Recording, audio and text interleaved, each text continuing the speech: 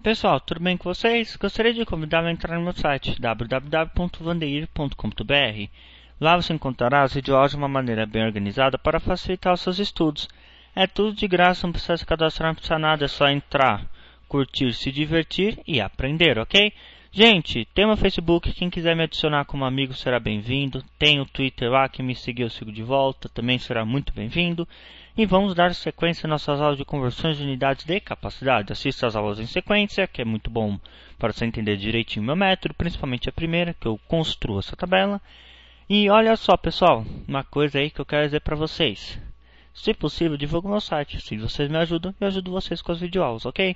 Vamos relembrar o que significa cada sigla? Vamos lá, ó. Quilolitro, hectolitro, decalitro, litro, decilitro, centilitro e ml. Mais uma vez, então vamos lá.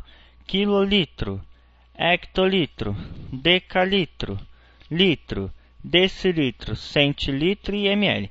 Na verdade, ml seria mililitro, ok, pessoal? Mas, pelo menos aqui em São Paulo, todo mundo chama de ml. Não conheço ninguém que chame de mililitro. E aqui é centilitro, tá? É um C junto com um L. Apesar de estar parecendo D, é um C e um L, ok? Combinado? Então vamos ao exemplo de hoje. O exemplo de hoje é o seguinte. Nós vamos converter o número 8.324,32 decilitros. Aqui é o número 4, tá? Ficou feio, mas é o número 4. Muito bem, melhorou agora, não é verdade? Olha só, não é decilitros, então vou pôr a vírgula aqui em decilitros. Vou completar sempre um número em cada casinho, ó. Aqui eu ponho o 4, o 2, o 3 e o 8. Sempre um número em cada quadradinho. E aqui eu vou pôr o 3 e o 2. Olha só, eu quero converter para litros, ponho a vírgula em litros e apago essa daqui.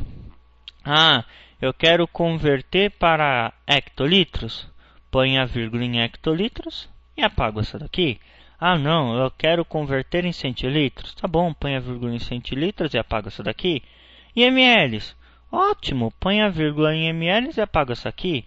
Vai ficar 832.432 ml. Ó, vírgula aqui à direita, se não tem nada depois, eu posso apagar fora, não interessa.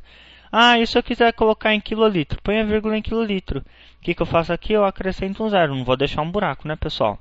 Muito bem. Até a próxima vídeo. Um grande abraço. Até mais. Fui.